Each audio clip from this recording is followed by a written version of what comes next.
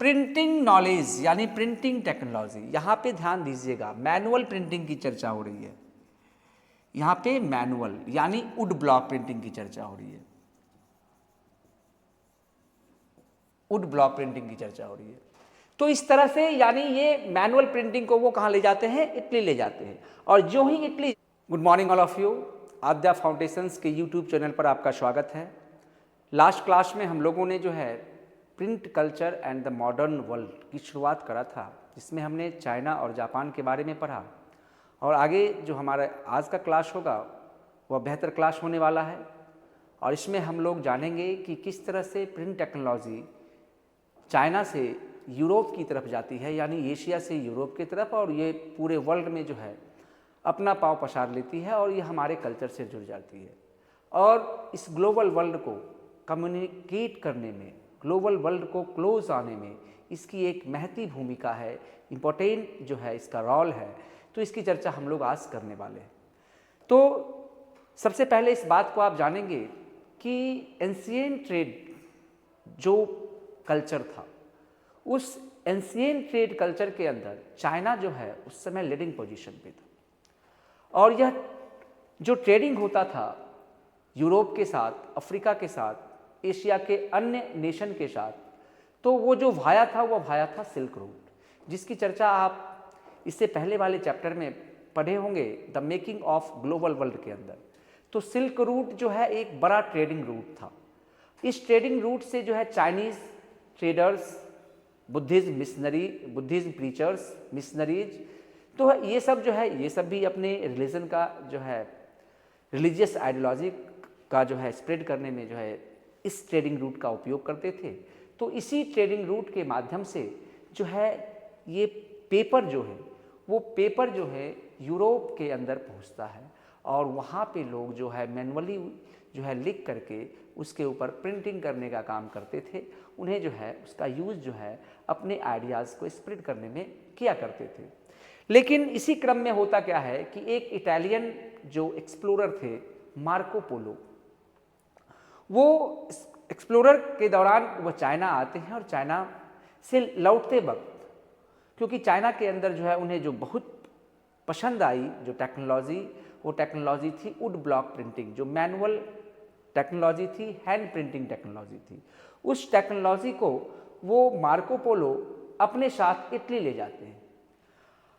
तो जो ही वह इटली पहुंचता है, वह टेक्नोलॉजी, वहाँ के जो रीडर्स थे, वहाँ के जो स्क्राइब मैन थे, वहाँ के जो आप कह सकते हैं जो बेहतर राइटिंग में लिखने वाले लोग थे, उन लोगों के लिए एक बड़ा अपॉर्चुनिटी लगा, क्योंकि वुड ब्लॉक प्रिंटिंग टेक्नोलॉजी था कि उनके जो डिमांड्स थे या फिर उनकी जो ज़रूरतें थी, उसके आधार, उनके ज़रूरतों को पूरा करने के लिए यह सफिशिएंट था।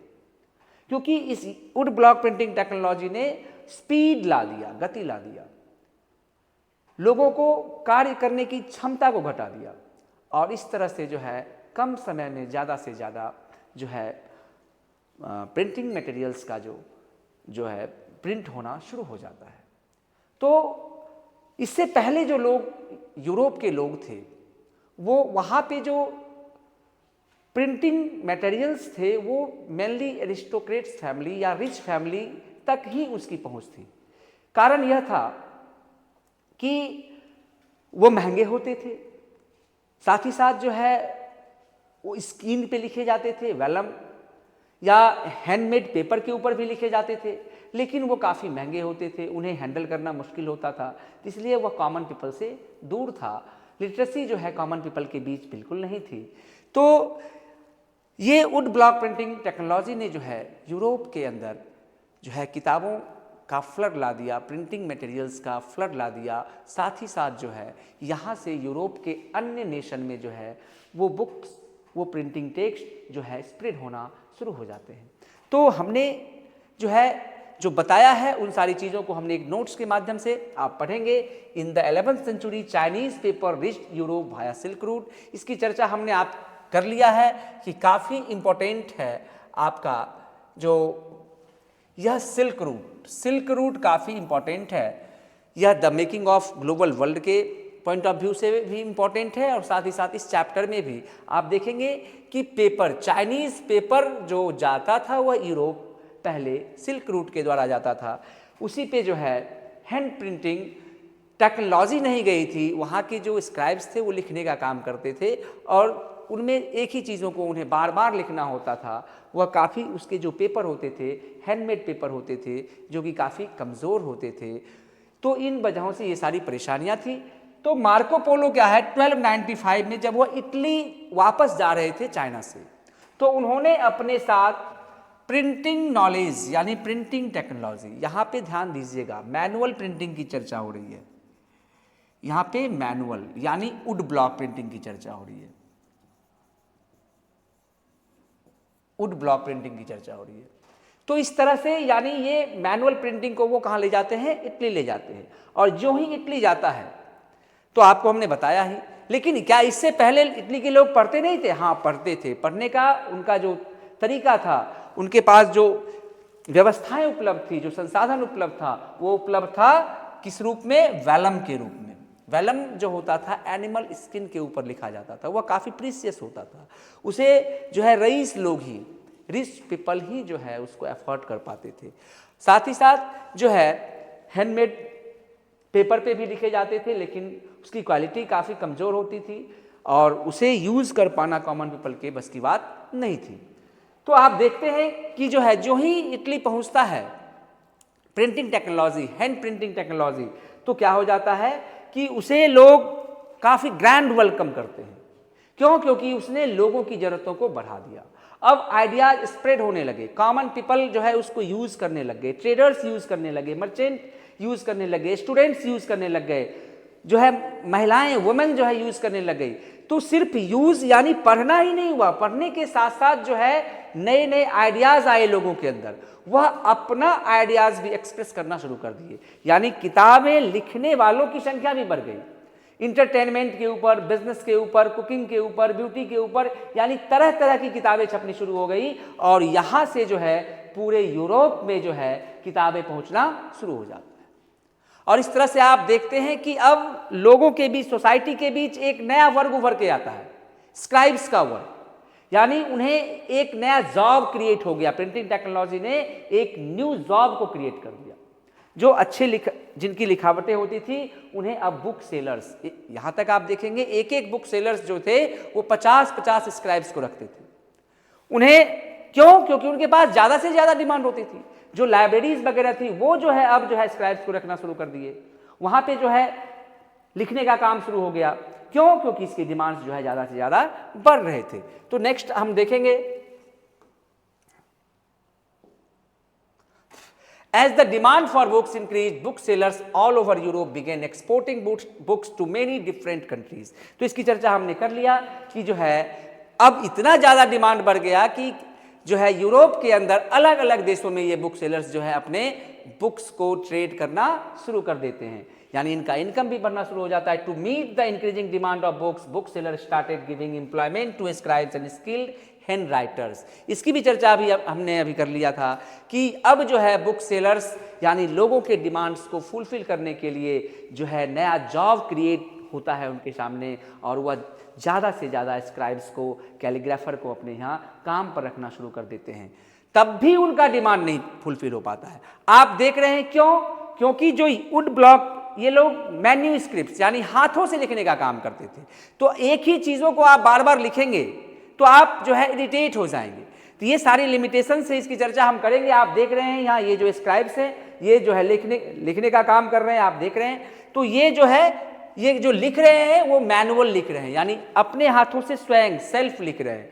तो ये जो सेल्फ लिखने की जो का वे है, पेपर पे लिखते हैं या स्क्रीन के ऊपर लिखते हैं या पाम लिप्स के ऊपर लिखते हैं, तो ये जो मैनुअली जो लिख रहे हैं, ये लिखने का जो काम है वही क्या कहलाता है, वो जो इससे जो लिख करके जो चीज़ें तैयार होती हैं उसे कहा जाता है मैन्यूस्क्रिप्ट। यानी मैन्यूस्क्रिप्ट जो था वह अब फुलफिल करने यानी लोगों के डिमांड्स को फुलफिल करने में अब असफल हो गया। इतनी ज़्यादा डिमांड्स जो है बुक्स की, प्रिंटेड टेक्स्ट की जो है बाजार में बढ़ती चली गई। तो नेक्स्ट हम अब देखते हैं, आप देख रहे हैं मैन्यूस्क्रिप्ट। आगे हम आपको चर्चा करेंगे तो बताएंगे कि जो है किस तरह से कैलीग्राफर का काम जो है छूट जाता है, कि या ये जो नई टेक्नोलॉजी आई, जब हम आप मैकेनिकल टेक्नोलॉजी की बात करेंगे उसमें हम आपको बताएंगे कि जो कैलीग्राफर का जो काम बचा था उनके लिए, तो ये जो आप देख रहे हैं ये डिज़ाइन वगैरह बनाने के लिए, उसकी चर्चा हम आगे करेंगे। लेकिन हमने आपको यहाँ पे ये डिज़ाइन दिखाया है, इस डिज़ाइन को आप याद रखिएगा, उस जिस दौरान हम चर्चा करेंगे उस समय आपको हम जो है उस समय बताएंगे, ठीक है। तो आप देखिएगा मैन्यूस्क्रिप्ट्स, यानी manuscripts were copied on palm leaves और ऑन हैंडमेड पेपर। तो हमने इसकी चर्चा कर लिया था। मेन्यू का मतलब हमने क्या बताया आपको? मेन्यू का मतलब हमने बताया आपको सेल्फ। मेन्यू का मतलब है आपका सेल्फ, यानी आप स्वयं लिखते हैं जिन चीजों को। पीछे हमने आपको फिगर दिखाया था, अब वही चीजें हैं। अब समस्या यहां यह है कि जब मैन्यूस्क्रिप्ट था ही, तो वुड ब्लॉक प्रिंटिंग के आने से जो है कैसे डिमांड बढ़ता चला गया।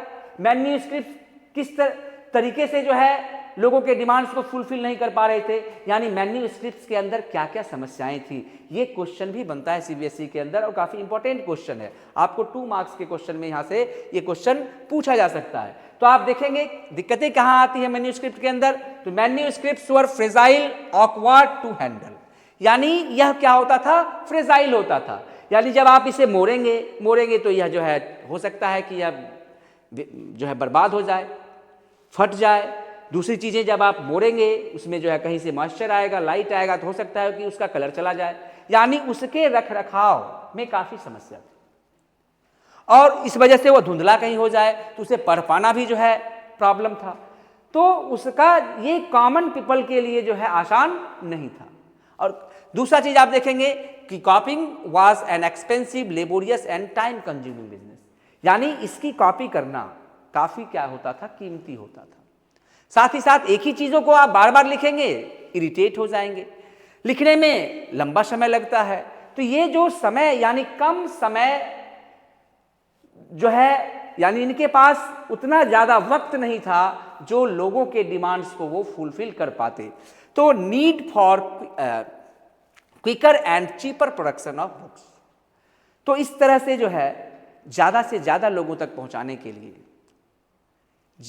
जो है क्या जरूरत पड़ने लगी कि किताबें की छपाई क्या होनी चाहिए? सस्ती होनी चाहिए और आसानी से लोगों के पास उपलब्ध हो जाए। तो इसलिए जो है इस चीज की जरूरत ने जो है वुड ब्लॉक प्रिंटिंग को प्रमोट किया। और फिर जो है ये बदलाव आता है, चेंजेज आते हैं, इस ट्रेंड्स में एक नया बदलाव आता है। वुड ब्लॉक प्रिंटिंग से शिफ्ट होता है मैकेनिकल प्रिंटिंग की ओर। तो इसकी भी चर्चा हम लोग आगे करेंगे और इसी वीडियो के अंदर करेंगे। तो आप देखेंगे कि जो है इनके डिमांड्स को फुलफिल करने के लिए जो है इसमें अब चेंजेस आना चाहिए। यानी आप देखा मैन्यूस्क्रिप्ट शिफ्ट किया किसके अंदर? वुड ब्लॉक प्रिंटिंग के अंदर। वुड ब्लॉक प्रिंटिंग शिफ्ट कर रहा है मैकेनिकल प्रिंटिंग के अंदर। अब मैकेनिकल प्रिंटिंग का जो इन्वेंशन का जो श्रेय जाता है वो जर्मनी के एक बड़े व्यापारी घर से संबंध रखने वाले, ताल्लुक रखने वाले एक जमींदार घर से, एक एग्रीकल्चरल इस्टेट घर से जो है ताल्लुक रखने वाले एक व्यक्ति थे जिनका नाम था गुटेनबर्ग, जॉन गुटेनबर्ग। वो जॉन गुटेनबर्ग जो थे, आपको मैं एग्रीकल्चरल जो है स्टेट्स या फिर जो है मर्चेंट कहने के पीछे कारण यह है कि उन्होंने अपने व्यवसाय से ही, उन्होंने अपने सामाजिक परिवेश से ही अपने इंटेलिजेंस क्वालिटी को इतना डेवलप कर लिया कि उन्होंने जो है एक नई टेक्नोलॉजी ला दिया। ये टेक्नोलॉजी आता है उनके घरों के अंदर जो है जो क्रॉप्स आते थे, ओलाइव क्रॉप्स या फिर ग्रेप्स आते थे, और ये रिच फैमिली से बिलोंग करते थे। तो इनके घरों में शराब बनाने, यूरोप में एक ये जो कस्टम रहता था, ये जो रिच फैमिली होते थे वो अपने घरों में ही शराब बनवाने का काम किया करते थे। तो इनके घरों में शराब बनती थी। इनके यहाँ जो है ओलाइव को प्रेस किया जाता था। तो जब प्रेस किया जाता था तो उससे जो लिक्विड निकाला जाता था, तो इन्हें ऐसा लगा कि जो है उसके उस प्रेस का यूज हमें जो है रिटन टेक्स्ट को प्रिंट करने में भी क्यों ना किया जाए, ये इस टेक्नोलॉजी को हम क्यों ना उसमें भी अडॉप्ट करें। साथ ही साथ यह एक गोल्ड स्मिथ से भी ताल्लुक रखते थे। गोल्ड स्मिथ यानी सुनार। तो वो तरीके तरीके के शेप के डिजाइन वगैरह जो है ट्रिंकलेट्स बनाते, मोल्ड्स बनाते थे लेड का। लेड शीशा का ही एक जो है टाइप है, तो उसका जो है ट्रिंकलेट्स बनाया जाता था डिफरेंट डिफरेंट शेप और साइज में। तो वो जो प्रेस होता था और वह जो है उसके प्रेस से जो है उसी तरह के ऑर्नामेंट्स में डिजाइन बन जाते थे। तो उसका भी उन्होंने उपयोग करा और इन्हीं दोनों चीजों का उपयोग करके उन्होंने जो है एक बेहतर प्रिंटिंग टेक्नोलॉजी जो है लोगों के सामने रख दिया। और इस तरह से जो है उसका उपयोग जो है बुक्स की प्रिंटिंग में किया जाने लगा। और यह क्या था? मैकेनिकल था। मैकेनिकल दैट मीन्स कि जिसमें हमने टूल्स और टेक्निक यूज किया, और जो ही टूल्स और टेक्निक यूज होंगे तो उसका क्या होगा? स्पीड बढ़ जाएगा, उसकी क्वालिटी बेहतर हो जाएगी। और जब क्वालिटी और स्पीड जो ही बेहतर होगा तो उसके कॉस्ट क्या हो जाएंगे? कम हो जाएंगे। और जब कॉस्ट रिड्यूस हो जाएगा तो वह कॉमन पीपल के लिए क्या होगा? एफोर्डेबल होगा। तो इस तरह से जो है इस टेक्नोलॉजी ने जो है प्रिंटिंग कल्चर के अंदर जो है एक रिवॉल्यूशन ला दिया। उसने लोगों के जीने के तौर तरीके को ही बदल दिया। तो इसकी चर्चा हम लोग कर रहे हैं। आप देखेंगे गुटेनबर्ग की चर्चा हम करते हैं, इनका जो है हमने थोरोली जानकारी दे दिया। अब हम इसको जो है हमने जो नोट्स तैयार किया है उसके माध्यम से आपको समझाने का काम करते हैं। ये नोट्स भी आपको काफ़ी जो है महत्वपूर्ण है, आपके लिए बेहतर है, और यहाँ से छोटे से शब्दों में एक बड़ा मैसेज देने का काम करेगा। आपको पॉइंट्स मिलेंगे और इस पॉइंट्स का अगर आप एग्जाम में यूज़ करते हैं तो आप बेहतर मार्क्स पाएंगे, इस बात की गारंटी है। तो आप देखेंगे Gutenberg who grew up on an agricultural state and was son of the merchant. इसकी चर्चा हमने कर लिया था कि वो जो है एग्रीकल्चरल स्टेट से फैमिली से बिलोंग करते थे, एक बड़े व्यापारी वर्ग से बिलोंग करते थे। So how the grapes and olives, so how the, इसे ध्यान दिया जाए, how the grapes and olives were pressed to extract the liquids, यानी किस तरह से उसके लिक्विड्स निकालने के लिए, चाहे वह ओलाइव जैतून का तेल होता है, ग्रेप्स का शराब बनाया जाता था, वाइन बनाया जाता था, तो इस लिक्विड्स को तैयार किया जाता था। इसी टेक्नोलॉजी को यूज करते हैं, आगे हम आपको दिखाएंगे, बताएंगे यहां पे। He became a goldsmith and used to create lead moulds to produce trinkets of his desired shape, यानी ट्रिंकलेट्स उस आकार का, जिस आकार का आपको ऑर्नामेंट्स चाहिए उस आकार का शेप एंड साइज आपको मिल जाएगा। तो वो जो है काफी हार्ड होता था, तो जिसका जो है उस समय वो लेड का बना होता था। इन्होंने जो है ट्रिंकलेट्स बनाने में मेटल का यूज करा, जो कि उससे भी ज्यादा स्ट्रांग हो गया। वो जो है उसे टूटने का या फिर जो है सेट करने में, आगे हम आपको बताएंगे कि उसके ऐसा सेटलमेंट सेट किया जाता था जिससे कई सेंटेंस एक साथ तैयार किए जा सकते थे। तो ये क्या आया? स्पीड आया। स्पीड का मतलब ही होता है ग्लोबलाइजेशन, यानी ग्लोब के लोग कितनी तेजी से आपस में एक दूसरे से जुड़ रहे हैं, कितनी तेजी से एक दूसरे की जरूरत बन रहे हैं। तो आप देख रहे हैं कि यह जो है ग्लोबल वर्ल्ड को कनेक्ट करने में जो है इसका एक महत्वपूर्ण योगदान है। ठीक है, तो इस स्पीड यानी इसने गति को बढ़ा दिया, क्वालिटी को बढ़ा दिया, तो इसका यूज करते हैं। और यहां से आप ध्यान रखिएगा, इस दोनों कैरेक्टर का यूज किया गया है और इसको छोटे से शब्दों में हमने समझाया है। कहां से क्या लिया है, आप इस पॉइंट को ध्यान से समझिएगा, बहुत ही इंपॉर्टेंट क्वेश्चन है। जॉन गुटेनबर्ग इस चैप्टर का काफी इंपॉर्टेंट पॉइंट है। क्यों? क्योंकि इन्होंने रिवॉल्यूशन लाया है। इन्होंने एक कल्चर को एस्टैब्लिश करने में, एक न्यू कल्चर को एस्टैब्लिश करने में इनका एक महत्वपूर्ण योगदान है। तो आप देखेंगे, तो यहां पे देखेंगे कि used moulds to make metals resembling the alphabet, यानी ये जो दोनों कार्यों से जो गुटेनबर्ग इंस्पिरेशन लेते हैं, इस इंस्पिरेशन के माध्यम से उन्होंने मोल्ड्स का यूज किया, मेटल के जो है मोल्ड्स यानी ट्रिंकलेट्स बनाने में। दूसरा उन्होंने प्रेस का यूज किया, जो प्रेसिंग करने का जो टेक्निक्स था उसका उन्होंने यूज किया, जो इंक से, मेटल और इंक के सहयोग से जो है कैरेक्टर को, सेंटेंस को टाइप करने में यानी उसे प्रिंट करने में इसका उपयोग इन्होंने किया। तो इस तरह से आप देखते हैं कि यह क्या ला देते हैं? स्पीड ला देते हैं। इसमें लोग काम कर रहे हैं, लेकिन जो है लोग काम कैसे कर रहे हैं? वह टूल्स की मदद से कर रहे हैं, टेक्निक्स की मदद से कर रहे हैं। इसमें क्या होगा? क्वालिटी भी बेहतर होगी और इसकी गति भी बेहतर होगी। तो आगे हम लोग देखते हैं। जो है यहाँ से देखिएगा ये यूज़ किया जाता था, ये सेटिंग करने, यहाँ पे जो है ट्रिंकलेट्स रहते थे और जो है सेटिंग किया जाता था और इसी से जो है छोड़ा जाता था और प्रेस हो जाती थी और ये चीज़ें छप करके जो है निकल जाती थी बहुत तेज़ी से। तो ये जो है गुटेनबर्ग का ही प्रिंटिंग प्रेस है। तो अब हम देखते हैं कि यह काफ़ी इंपॉर्टेंट पॉइंट है। Gutenberg's printing press is known as a revolutionary invention. बार बार मैं चर्चा कर रहा हूँ और गुटेनबर्ग का यही योगदान है, यही सबसे बड़ा योगदान है कि रिवॉल्यूशनरी चेंजेस लाया प्रिंटिंग प्रेस के अंदर। किस तरह से? तो आप दोनों के यानी वुड ब्लॉक में क्या कमियां थी और इसमें क्या अच्छाइयां थी, दोनों का जो आप कंपेयर कर देंगे तो आप इस क्वेश्चन का जवाब दे पाएंगे। तो आप देखिएगा, the wood blocks were not movable and hence printing with them was inefficient. यानी वुड ब्लॉक जो था मूवेबल नहीं था और इन वजह से जो है क्या होता था कि जो प्रिंटिंग क्वालिटी होती थी वह काफ़ी वर्स्ट होती थी, बेकार होती थी वुड ब्लॉक प्रिंटिंग से। जबकि यह मेटल के ट्रिंकलेट्स के माध्यम से इसका जो है प्रिंटिंग किया जाता था, एक जो है बड़ा जो है हैवी प्रेस के द्वारा जो है प्रिंटिंग किया जाता था, इसकी क्वालिटी भी बेहतर होती थी, इसे पढ़ना आसान होता था, इसमें स्पीड ज़्यादा थी। It took too much time to make the wooden block itself. यानी वुडन ब्लॉक को बनाने में भी ज़्यादा समय लगता और वुडन ब्लॉक जो है ज़्यादा लंबे समय तक एक ही वुडन ब्लॉक का यूज भी नहीं आप कर सकते।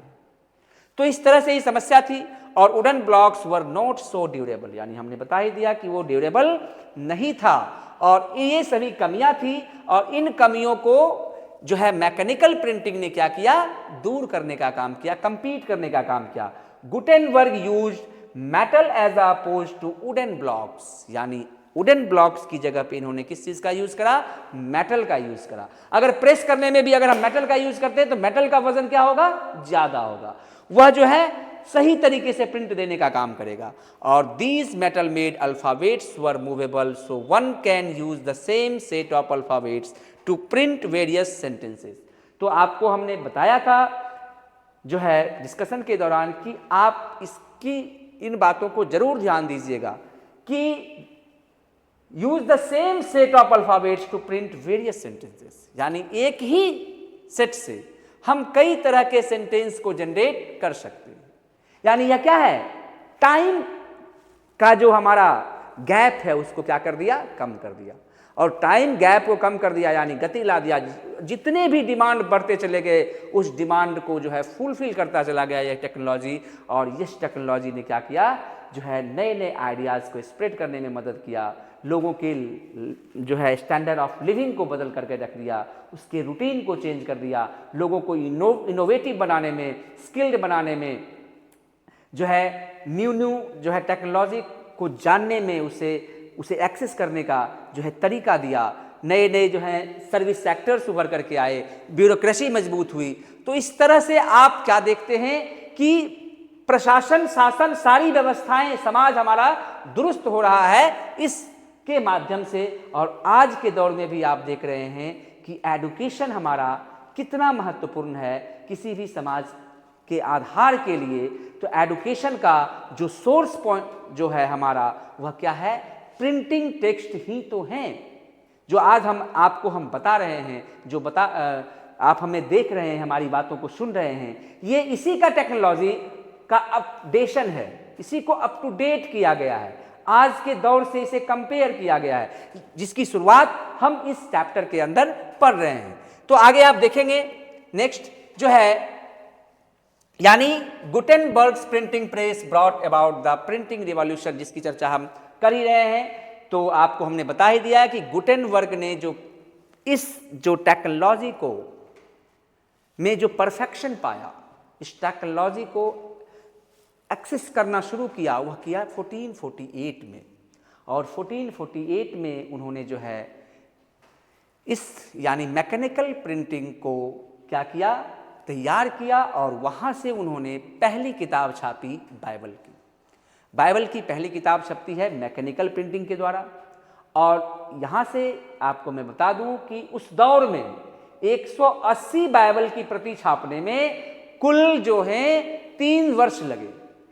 तो आज के 3 घंटे में आज 180 प्रति छप जाएगी, लेकिन आज के दौर से हमें कंपेयर नहीं करना। ये शुरुआत है, तो शुरुआत है तो यानी उस दौर में भी जो है वो उसकी गति जो है काफी तेज थी।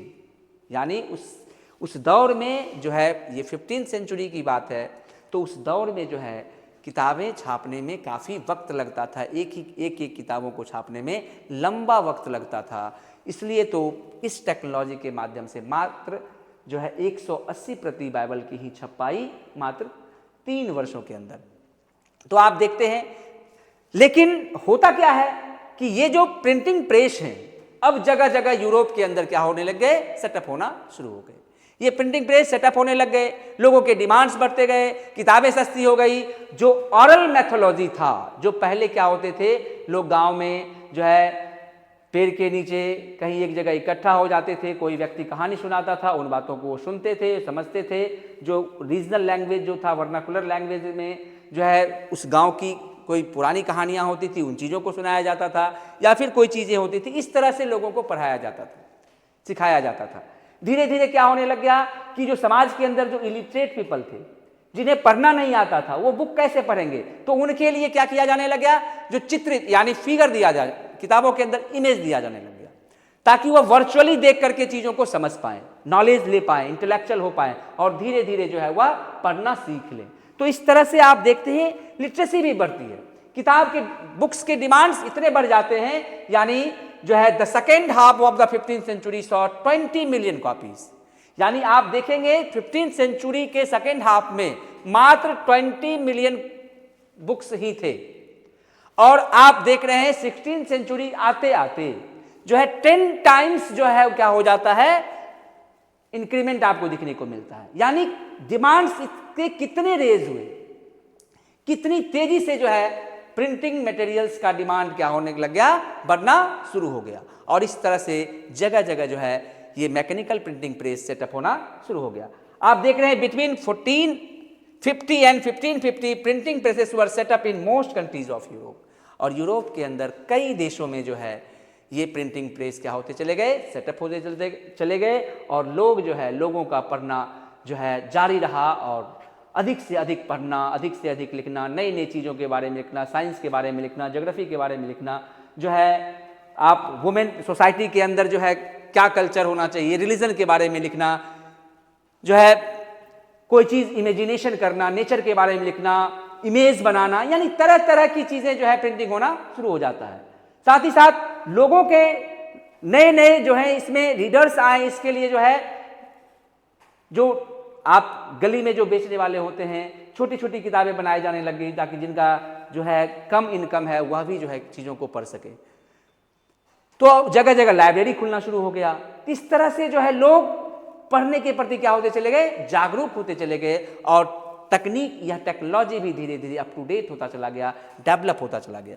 तो आगे आप देखेंगे एक बहुत इंपॉर्टेंट है जी, यह क्वेश्चन काफ़ी इंपॉर्टेंट है, और आपको हमने पहले भी बताया था कि जो जिस समय वो फिगर दिखा रहा था, उसमें जो डिज़ाइन वगैरह दिखा रहा था, वो डिज़ाइन का जो महत्व है यहीं पे है। इसी जगह आप उन बातों को समझ पाएंगे और कोरिलेट कर पाएंगे, और यह काफ़ी इंपॉर्टेंट टॉपिक है। इस टॉपिक को आप समझिए। यह टॉपिक है the new technology did not entirely displace the existing art of producing books by hand. यानी आप देख रहे हैं कि जो है ये प्रिंटिंग टेक्नोलॉजी, जो न्यू टेक्नोलॉजी आया, मैकेनिकल टेक्नोलॉजी जो आया, जिसने प्रिंट रिवॉल्यूशन ला दिया, क्या इस टेक्नोलॉजी ने जो पूर्व में वुड ब्लॉक प्रिंटिंग टेक्नोलॉजी था उसमें जो काम कर रहे थे लोग, क्या उन लोगों के रोजगार पर कोई असर पड़ा? क्या उनका रोजगार छिन गया? यानी यहां से एक बड़ा प्रश्न आ रहा है। यह आज के दौर के लिए काफी इंपॉर्टेंट है। इतिहास पढ़ने का मतलब ही होता है हमें सोर्स लेना, कि क्या कोई अपडेशन जो है पीछे की चीजों को बर्बाद तबाह कर देता है, हमें डेवलपमेंट नहीं करना चाहिए। नहीं, ऐसा बात नहीं है। डेवलपमेंट हमें करना चाहिए, हमें विकास की ओर बढ़ना चाहिए। यह हमारे पीछे किए गए हमारे सोसाइटी को यह तबाह नहीं करता है, बल्कि यह और आगे ले जाता है। इसका मतलब यह है कि सबसे पहले जो ये चीज़ें शिफ्ट हो रही हैं, जो मैनुअल चीज़ें मैकेनिकल में जो शिफ्ट हो रही हैं, तो यह जो प्रिंटिंग की क्वालिटी होगी, प्रिंटिंग का टेक्नोलॉजी जो होगा, प्रिंटिंग का जो टेक्नोलॉजी होगा, उनका जो लेआउट होगा, उनका जो रिजम्बल होगा, ये सारी चीज़ें जो है पुराने के से थोड़ा सा अपडेट होगा। तो वो लोग उसमें उस कार्यों के लिए क्या होंगे, उसमें लगे रहेंगे, उन्हें उन कार्यों से निकाला नहीं जाएगा। तो वही चीजें बता रहा है कि printed books at first closely resemble the written manuscripts in appearance and layout, यानी दिखने में मैन्यूस्क्रिप्ट के जैसा, उसका लेआउट मैन्यूस्क्रिप्ट के जैसा। तो उन चीजों को तैयार करने के लिए उन स्क्राइब्स की तो जरूरत थी, वो जो है हैंड राइटर्स जो थे उनकी तो जरूरत थी, उन्हें तो प्लेस नहीं किया गया। दूसरा है borders were illuminated by land with foliage and other patterns and illustrations were painted। तो जो पेंटेड यानी आपने देखा कि जो डिज़ाइन बने हुए थे, जो पेंट किया हुआ था, या फिर सोसाइटी के जो रीच पीपल हैं, एरिस्टोक्रेट्स हैं, उनके लिए बेहतर किताबें होनी चाहिए, या फिर जो कोई म्यूजिक में इंटरेस्ट रखता हो, कोई डांस में, कोई ड्रामा में, तो उनके लिए अलग अलग डिज़ाइन की जो चीज़ें, अलग अलग इमेज की जो चीज़ें चाहिए, तो उन सब को प्रिंटिंग करने के लिए, उन्हें तैयार करने में इन लोगों का जो है वर्क, यानी इन लोगों की ज़रूरतें काफ़ी ज़्यादा थी, और इसलिए इन्हें जो है इन्हें रिप्लेस नहीं किया गया, और वह जो है कार्य पर लगे रहे, उनका काम जारी रहा। तो आप देखेंगे in the books printed for the reach space for decoration was kept blank on the printed page, यानी जो बड़े घरानों के लिए जो किताबें छपती थी, तो उसमें डिज़ाइन बनाने के लिए वो चीज़ें चारों तरफ से छोड़ दी जाती थी, ताकि ये डिज़ाइन बना सकें, उसे पेंट कर सके, अलग अलग कलाकृति अपना दिखा सकें। तो इन सभी कार्यों के लिए इनका रोजगार बना हुआ था, यह उस चीज़ों में, इस टेक्नोलॉजी के अंदर वो काम कर रहे थे और आनंद ले रहे थे। तो आप देखते हैं कि the shift from hand printing to mechanical printing led to the print revolution, यानी इस तरह से जो है ये हैंड प्रिंटिंग मैकेनिकल प्रिंटिंग की ओर जो ही शिफ्ट होता है, क्या आ जाता है, प्रिंट रिवॉल्यूशन आ जाता है, यानी किताबों का बाढ़ आ जाता है, अंबार लग जाते हैं, लोगों के रहन सहन क्या होते हैं, बदल जाते हैं, अचानक एक नया ट्रेंड शुरू हो जाता है। तो ये जो अचानक एक नया ट्रेंड शुरू होता है, इसकी चर्चा जो है हम लोग नेक्स्ट क्लास में करेंगे, और जो है नेक्स्ट क्लास में हमारा जो है प्रिंट रिवॉल्यूशन की चर्चा होगी, और प्रिंट रिवॉल्यूशन के अंदर जो है हम लोग आगे print revolution and its impact की चर्चा करेंगे। इस टॉपिक से हम लोग आगे बढ़ेंगे, और नेक्स्ट वीडियो में हमारा जो है बेहतर तरीके से इस चैप्टर को समझाने का प्रयास रहेगा हमारा, और अब तक जो आपने पढ़ा होगा बेहतर तरीके से समझा होगा, और सीबीएसई एग्ज़ाम के लिए यह काफ़ी इम्पोर्टेंट है, और थोड़ा सा बच्चे को परेशानी होती है इस चैप्टर को समझने में। बार बार बच्चे मुझसे कहते हैं कि ये टफ चैप्टर है, लेकिन आप जब मेरे वीडियोज़ को देखेंगे तो यह काफ़ी आसान चैप्टर लगेगा। तो बने रहिए आद्या फाउंडेशंस के साथ। धन्यवाद।